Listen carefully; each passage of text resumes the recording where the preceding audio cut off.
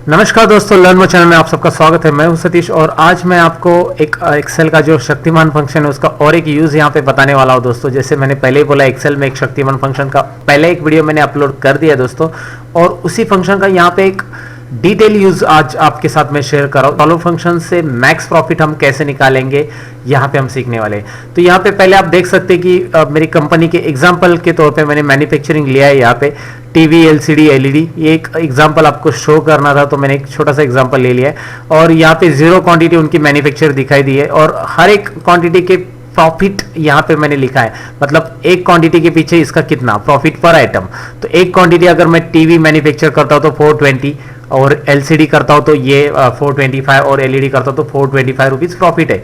Example लिया है, ये रुपीज में प्रॉफिट यहाँ पे आपको दिखाई दे रहा है। तो यहाँ पे लेफ्ट साइड में आपको दिख रहा है कि टीवी वगैरह मैन्युफैक्चरिंग करने के लिए जो रॉ मटेरियल लगने वाला है वो यहाँ पे दिया गया है। ये रॉ मटेरियल है, इतना एग्जांपल के तौर पे मैंने लिया है, और उसकी जो क्वांटिटी अवेलेबल है हमारे पास वो इतनी है।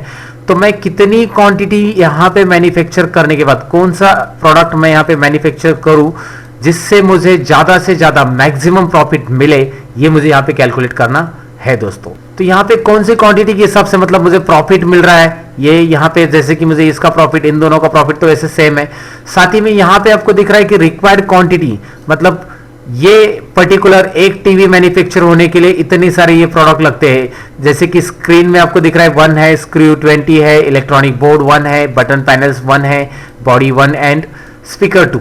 वैसे ही आपको एलसीडी मैन्युफैक्चरिंग होने के लिए ये आइटम्स लगते हैं और एलईडी मैन्युफैक्चरिंग करने के लिए ये आइटम्स लगते हैं। तो टोटल मैं जब यहाँ पे कैलकुलेशन करूंगा टोटल प्रॉफिट का यानी मैक्सिमम प्रॉफिट का, तो मुझे ये भी देखना होगा कि मैं यहाँ पे जितने प्रोडक्ट अवेलेबल है ज्यादा से ज्यादा यूज करो, और कोई क्वांटिटी जो है यहाँ पे खत्म हो गई तो यहाँ पे मुझे पता चले कि ये स्टॉक आपके पास अभी अवेलेबल नहीं, इसके बाद आप मैन्युफैक्चरिंग नहीं कर सकते, क्योंकि इसमें से कोई एक स्टॉक खत्म हो जाएगा जैसे मैं मैन्युफैक्चरिंग स्टार्ट करूंगा, और एक पर्टिकुलर लिमिट के बाद जितनी मैन्युफैक्चर हो जाएगी क्वांटिटी यहाँ पे, उसके बाद यहाँ पे स्टॉक एंड हो जाएगा। तो स्टॉक एंड होने के बाद मेरा प्रॉफिट भी स्टॉप होना चाहिए। तो ये सब डिपेंडेंट कैलकुलेशन है दोस्तों, और ये डिपेंडेंट कैलकुलेशन अगर आप मैन्युअली करोगे तो ये शायद ही बहुत मुश्किल हो जाएगा आपके लिए कि मैक्सिमम प्रॉफिट आपको कौन से प्रोडक्ट से मिलने वाला है। तो इसके लिए हम सॉल्वर यूज करने वाले हैं, और आज के वीडियो में मैं आपको सॉल्वर के बारे में बताता हूं। तो चलिए इसको सिखाने के लिए मैं लेके चलता हूं एक्सेल फाइल के अंदर सॉल्वर, एक एक्सेल का शक्तिमान function. So let's begin to learn this. Excel के ऐसे कुछ अमेजिंग फीचर सीखने के लिए दोस्तों मेरे चैनल को सब्सक्राइब कीजिए और इसके नोटिफिकेशन के लिए ये बेल आइकॉन पे भी क्लिक कीजिए।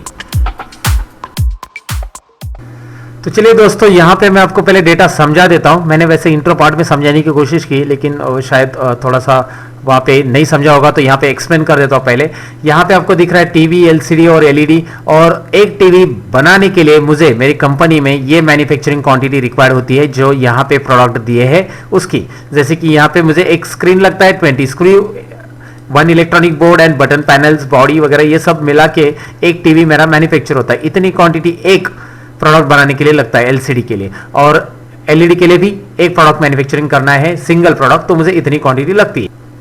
तो मुझे यहाँ पे यूज क्वांटिटी कैलकुलेट करनी होगी, तो मैं क्या करूंगा, एक फॉर्मूला दे दूंगा। यूज क्वांटिटी मतलब जैसे मैं यहाँ पे मैन्युफैक्चरिंग बढ़ाऊंगा तो उसके हिसाब से यहाँ पे यूज क्वांटिटी कितनी होगी। तो चलिए मैं यहाँ पे यूज क्वांटिटी का फॉर्मूला आपको बता देता हूँ। इज इक्वल टू देने के बाद आपको सिलेक्ट करना है मैन्युफैक्चरिंग क्वांटिटी। यहाँ पे मैं मैन्युफैक्चरिंग क्वांटिटी बढ़ाने वाला हूँ बाद में सॉल्वर की मदद से, लेकिन यहाँ पे बढ़ने के बाद ऑटोमेटिकली यूज क्वांटिटी भी बढ़ेगी। इसके लिए मैं यहाँ पे पहले D4 को सिलेक्ट करूंगा। D4 सिलेक्ट करने के बाद मैं मल्टीप्लाई करूंगा इसके साथ। अब यहाँ पे इसके साथ मल्टीप्लाई करूंगा क्योंकि ये है स्क्रीन, और स्क्रीन आपको दिखाई दे रहा है स्क्रीन 1 है यहाँ पे फिलहाल, और जैसे मैं मैन्युफैक्चरिंग बढ़ाऊंगा, सपोज मैं 10 टीवी बनाता हूँ तो 10 स्क्रीन यहाँ पे यूज हो जाएंगे, इसलिए मैंने यहाँ पे मल्टीप्लाई कर दिया है। तो मैं प्लस करता हूँ, इसके अंदर मैं यहाँ पे एलसीडी भी ऐड कर देता हूँ। किस तरह से, एलसीडी यहाँ पे मल्टीप्लाई करेंगे एलसीडी की क्वांटिटी इसके साथ इस तरह से, और प्लस करेंगे लास्ट वाला जो एलईडी है उसके लिए भी हम लोग इस तरह से करेंगे। लेकिन जब मैं ड्रैग करूंगा तो ये फॉर्मूला में ये जो D4 है मेरा, आपको दिखाई दे रहा है D4, यहाँ पे E4 और F4, तो इनको मैं करूंगा यहाँ पे फिक्स। तो F4 बटन आप प्रेस करके इस तरह से इसको फिक्स कीजिए, क्योंकि जब मैं एंटर करूंगा तो आपको मैं यहाँ पे दिखा देता हूँ। मैं इसे ड्रैग कर लेता हूँ तो ऑटोमेटिकली यहाँ पे आंसर आ जाएगा। जैसे मैं यहाँ पे मैन्युफैक्चरिंग करके दिखाता हूँ आपको 1 1 1। अगर मैं तीनों भी यहाँ पे मैन्युफैक्चर कर लेता हूँ तो आपको दिखाई दे रहा है तीनों भी मैन्युफैक्चर करने के बाद ये टोटल स्क्रीन कितने यूज हो जाएंगे। आपको स्क्रीन यहाँ पे दिखाई दे रहा है, टोटल स्क्रीन कितने यूज होंगे, 3। तो उसके बाद स्क्रू कितने होंगे 60 बिकॉज 20 रिक्वायर्ड है। उसके बाद इलेक्ट्रॉनिक बोर्ड 5 यूज होंगे क्योंकि यहाँ पे 1 2 2 रिक्वायर्ड है। तो यहाँ पे आपको दिख रहा है कि ये यूज क्वांटिटी एक एक मैन्युफैक्चर के बाद क्या आएगी। अगर मैं 2 कर देता हूँ तो इस तरह से वो आ जाएगी क्योंकि यहाँ पे मैंने एक मल्टीप्लिकेशन का फॉर्मूला दे दिया है और वो आपको समझ में आएगा कि यूज क्वांटिटी कैसे निकालना और रिमेनिंग क्वांटिटी कैसे निकालना है। वो तो सिंपल है, इज इक्वल टू कीजिए ये जो अवेलेबल क्वांटिटी हमारे गोडाउन के अंदर उसे हम माइनस करेंगे, उसमें से ये माइनस करेंगे यूज क्वांटिटी। तो अभी हम रिमेनिंग क्वांटिटी कैसे निकालना है वो सीख लेते हैं। उसके लिए फॉर्मूला क्या है, इज इक्वल टू, सिंपल सी बात है। उसके लिए जो हमारे पास क्वांटिटी अवेलेबल है उसमें से हम माइनस करेंगे ये यूज क्वांटिटी। तो यहां पे दिखाई देगा आपको, सिंपल एंटर बटन प्रेस कीजिए, रिमेनिंग क्वांटिटी। तो यहाँ पे 600 है, 6 क्वांटिटी यूज हो चुका है। तो इस तरह से आपको मिल जाएगा आंसर। और यहाँ पे ऊपर किस तरह से कैलकुलेशन किया मैं आपको दिखा देता हूँ। अगर मैं यहाँ पे 2 मैन्युफैक्चर करता हूँ, मतलब यहाँ पे दिखाई दे रहा है कि टीवी मैन्युफैक्चरिंग का मुझे कितना प्रॉफिट होने वाला है। सो 2 मल्टीप्लाई बाय 420, यहाँ पे दिखाई देगा सेकेंड E4 इंटू E5 यानी कि LCD मैन्युफैक्चर और F4 इंटू F5 यानी कि LED। यहाँ पे आपको क्लियरली ये समझ में आया होगा कि यहाँ पे मैंने कैसे किया और इसमें टोटल प्रॉफिट निकाला है। तो ये यहाँ पे मैंने डेटा बना लिया है। अब मेरा कहना क्या है कि हमें पता नहीं कि हम कितना मैन्युफैक्चर यहाँ पे कर सकते हैं क्योंकि हमारे manufacturing depend on quantity available पे रहेगी। ये क्वांटिटी अगर खत्म हो जाती है तो रिमेनिंग में यहाँ पे क्या रहेगा, 0 हो जाएगा ऑटोमेटिकली। और 0 होने के बाद हम और मैन्युफैक्चर तो नहीं कर सकते। तो ये तो मुझे पता नहीं कि मैं इसका कितना मैन्युफैक्चर कर सकता हूँ क्योंकि इसके अकॉर्डिंग यहाँ पे प्रोडक्ट आपको डिपेंडेंट करने हैं। तो ये मुझे पता नहीं। सेकेंड थिंग, मुझे मैक्सिमम प्रॉफिट निकालना है। ये भी मुझे पता नहीं कि कौन से प्रोडक्ट से मुझे मैक्सिमम प्रॉफिट होगा।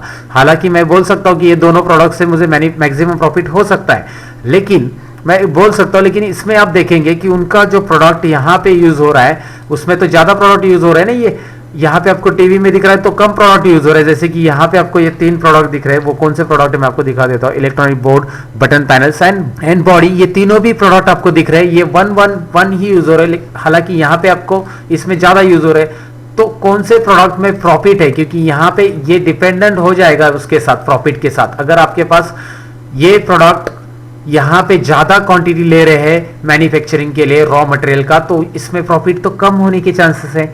तो ये कैसे पता करें कि कौन से प्रोडक्ट का प्रॉफिट ज्यादा है कम है। तो इसके लिए हमारे पास एक्सेल ने सॉल्वर दिया है दोस्तों। तो सॉल्वर की मदद से हम यहाँ पे इसको सॉल्व करेंगे।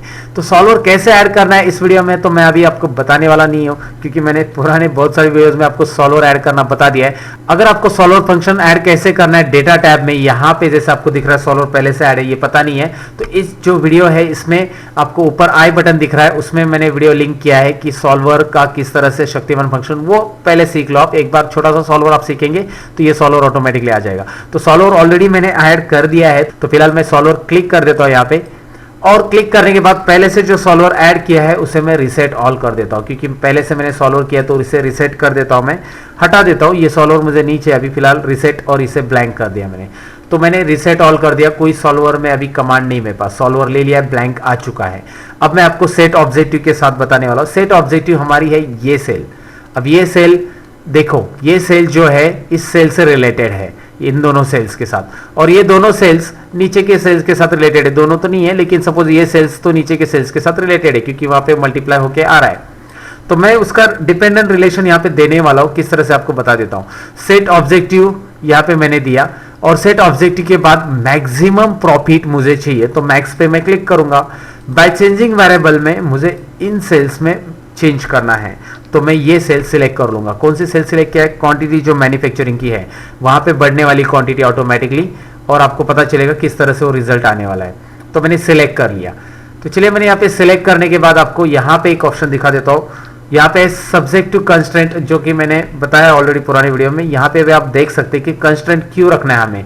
कंस्ट्रेंट हमें यहाँ पे कुछ रखना है जो कि सबसे पहले ये क्वांटिटी मैन्युफैक्चरिंग में कोई भी यहाँ पे 0 से माइनस में ना चली जाए। अगर कैलकुलेशन माइनस में चला जाता है तो प्रॉब्लम होता है, इसलिए हम लोग यहाँ पे क्या करते हैं, इनको सिलेक्ट करके ग्रेटर दैन इक्वल टू 0 रख देते हैं। अगर हाँ कोई क्वांटिटी ऐसा है कि जो 50 मैन्युफैक्चरिंग एटलीस्ट होने चाहिए, ऐसा आपको लगता है, तो आप यहाँ पे 50 भी लिख सकते हैं। आपकी कंपनी की पॉलिसी कि एटलीस्ट 50 तो होने चाहिए, और बाद में दूसरे मैन्युफैक्चर होने चाहिए जिसमें प्रॉफिट ज्यादा है। मतलब सभी प्रोडक्ट का 50 तो मैन्युफैक्चर होना चाहिए, तो आप यहाँ पे 50 भी कंस्ट्रेंट लिख सकते हैं। मैं चाहिए तो आपको दिखा देता हूँ बाद में, पहले ये देख लीजिए किस तरह से होगा। ऐड कीजिए, सेकेंड कंस्ट्रेंट भी ऐड करना है आपको। यहाँ पे पहला कंस्ट्रेंट वो ऐड किया, सेकेंड कंस्ट्रेंट सेल रेफरेंस में हम ये देंगे, जरूरी है इसको कंस्ट्रेंट देना। इसको कंस्ट्रेंट देंगे हम ग्रेटर दैन इक्वल टू 0। इसको भी सेम कंस्ट्रेंट मैं यहाँ पे दे रहा हूँ क्योंकि ये 0 से कम नहीं होगा। यहाँ पे 0 तक प्रोडक्ट खत्म हो जाएगा। आपको चाहिए तो आप 10 प्रोडक्ट के लिए रख सकते हैं, मतलब एटलीस्ट बैलेंस यहाँ पे रिमेनिंग 10 क्वांटिटी रहेगा तो मैन्युफैक्चरिंग स्टॉप होना चाहिए, या 0 हो गया तो भी चलेगा। तो ऐसा आपका पॉलिसी है तो आप रख दीजिए यहाँ पे और ओके बटन पे क्लिक कीजिए।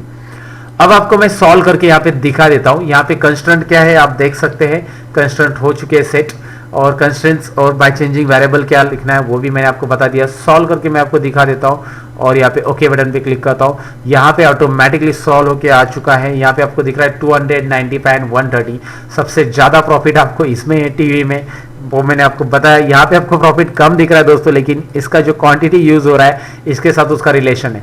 और यहाँ पे आपको साथ में दिख रहा है कि यहाँ पे 2 प्रोडक्ट आपके खत्म हो चुके हैं, इसको आपको ऑर्डर करना पड़ेगा। और यहाँ पे ये 2 प्रोडक्ट है जो स्क्रू और इलेक्ट्रॉनिक बोर्ड खत्म हो चुके हैं, इसकी वजह से मैन्युफैक्चरिंग स्टॉप हो चुका है। तो मैन्युफैक्चरिंग में आपको मैक्सिमम प्रॉफिट मिल रहा है यहाँ पे 1,79,625 रुपीज़। और ये मैक्सिमम प्रॉफिट किस तरह से निकाला आपको समझ में आएगा अभी ये कैलकुलेशंस। तो यहाँ पे ये कैलकुलेशंस में ये जो क्वांटिटीज यहाँ पे आ चुकी है ये सॉल्वर ने हमें यहाँ पे दे दी है। डिपेंडेंट कैलकुलेशन हम इसे बोल सकते हैं। इसमें आपको रिमेनिंग क्वांटिटी में क्लियरली दिखाई दे रहा है कि कोई भी क्वांटिटी निगेटिव में नहीं है। जैसे ही 0 हो जाता है मैन्युफैक्चरिंग यहाँ पे स्टॉप और उतना मैक्सिमम प्रॉफिट। हाँ, यहाँ पे एक बात याद रखना है, यहाँ पे मैंने वैसे ही डेसिमल प्लेसेस यहाँ पे रिमूव कर दिया है। यहाँ पे डेसिमल प्लेसेस आ सकते हैं ये जब आप कैलकुलेशन पहली बार करते हो, तो इसलिए डेसिमल प्लेसेस आप रिमूव कर दो क्योंकि ये डेसिमल में तो हमें यहाँ पे नहीं चाहिए। इस तरह से आंसर हमारा यहाँ पे राउंड फिगर में आ जाएगा क्योंकि यहाँ पे क्वांटिटी हम डेसिमल में कोई क्रिएट नहीं, और यहाँ पे भी कोई डेसिमल वैल्यूज है ही नहीं है। तो यहाँ पे फिलहाल इस तरह से आ जाएगा। अब मैं आपको सॉल्वर दोबारा रन करके दिखाता हूँ जरा सा कंस्ट्रेंट चेंज करके। तो मैं क्लिक कर रहा हूँ डेटा पे, और डेटा में सॉल्वर पे यहाँ पे मैं क्लिक कर रहा हूँ, और कंस्ट्रेंट में ये जो सेकेंड वाला कंस्ट्रेंट है यहाँ पे मैं रिमेनिंग क्वांटिटी रखना चाहता हूँ। यहाँ पे मैं चेंज कर देता हूँ, और चेंज के अंदर मैं रिमेनिंग क्वांटिटी रखना चाहता हूँ। यहाँ पे मैंने आपको पहले बोला कि 10 मैन्युफैक्चरिंग क्वांटिटी लास्ट में रहनी चाहिए। इसको सिलेक्ट कर लेते हैं हम वापस, यहाँ पे सिलेक्ट कर रहा हूँ मैं, और एटलीस्ट 10 तो रहना चाहिए। तो 10 तक ये लास्ट इसका कंस्ट्रेंट सेट करते हो। इसमें भी मैन्युफैक्चरिंग में मुझे यहाँ पे क्या करना है मैं आपको बता देता हूँ। इसमें भी चेंज कर रहा हूँ मैं, और चेंज में इसके भी एटलीस्ट 100 प्रोडक्ट तो बनने चाहिए, मतलब मैन्युफैक्चरिंग हर एक के 100 बनने चाहिए। उसके बाद जिसमें प्रॉफिट ज़्यादा है उसके यहाँ पे बनने चाहिए। तो चलिए ओके कर देते हैं, मतलब 100 मैन्युफैक्चर तो हो गए, और उसके बाद यहाँ पे 10 रिमेनिंग रहेगा, मतलब 0 तक नहीं जाएगा। तो सॉल्व करके देख ही लेते हैं ना हम लोग, सॉल्व और okay. So now check it out. तो यहाँ पे आपको प्रॉफिट तो मिल रहा है, डेसिमल प्लेसेस चाहिए तो रखो, ठीक है। यहाँ पे आपको दिखाई दे रहा है क्वांटिटी में डेसिमल प्लेसेस हटाना पड़ेगा क्योंकि आधा क्वांटिटी कोई रहेगा नहीं यहाँ पे, वो डेसिमल प्लेसेस में बराबर राउंड फिगर कर देगा दोस्तों। क्योंकि सॉल्वर है तो आपको डेसिमल प्लेसेस यहाँ पे हटाने पड़ेंगे। ओके, ठीक है। तो आपको दिखाई दे रहा है यहाँ पे 10-10 क्वांटिटी रिमेनिंग रह चुकी है। इसका यहाँ पे 10 तक, मतलब आपको यहाँ पे प्रॉफिट थोड़ा सा कम मिल रहा है पहले से। तो आपको यहाँ पे दिखाई दे रहा है टीवी मैन्युफैक्चर कितना हो रहा है, एलसीडी मैन्युफैक्चर कितना हो रहा है, और एलईडी। तो एलसीडी एटलीस्ट 100 तो बननी चाहिए, और यहाँ पे 116। तो आपको यहाँ पे प्रॉफिट दिखाई दे रहा है कि इसमें कितना प्रॉफिट मैन्युफैक्चरिंग का यहाँ पे आपको क्लियरली नजर आ रहा है। तो ये एक मैन्युफैक्चरिंग कंपनी के लिए तो यूज होता ही है, लेकिन एक आपको भी अलग अलग डेटा पे आप एनालिसिस कर सकते हैं। जहाँ पे डिपेंडेंट डेटा आपको बनाना है वहाँ पे आप सॉल्वर यूज कर सकते हैं। सॉल्वर एक गोल सीक की तरह ही फंक्शन है। गोल सीक एक सिंगल सेल के लिए होता है दोस्तों, सॉल्वर यहाँ पे मल्टीपल सेल के लिए हम लोग यूज कर सकते हैं। तो चलिए, सॉल्वर का एक बड़ा फंक्शन है, ये यूज करके देखिए प्रैक्टिकली। एंड डोंट वरी, ये डेटा आपको टाइप करने की जरूरत नहीं है, मेरे डिस्क्रिप्शन बॉक्स में इसका लिंक डाल देता हूं मैं आपको। प्रैक्टिस के लिए इजी हो जाएगा, क्योंकि आप जल्दी से डाउनलोड कीजिए और प्रैक्टिस करके देख लीजिए, और मुझे बता दीजिए कि किस तरह से ये सॉल्व फंक्शन यूजफुल है या नहीं है आपके लिए। तो दोस्तों, अच्छा लगा वो वीडियो तो लाइक बटन पे जरूर क्लिक कीजिए, और कमेंट सेक्शन में मुझे लिख दीजिए कैसा लगा आज का वीडियो। मैं मिलूंगा आपको कुछ और इंटरेस्टिंग वीडियो के अंदर। तब तक के लिए सीखते रहो, सिखाते रहो। Bye bye.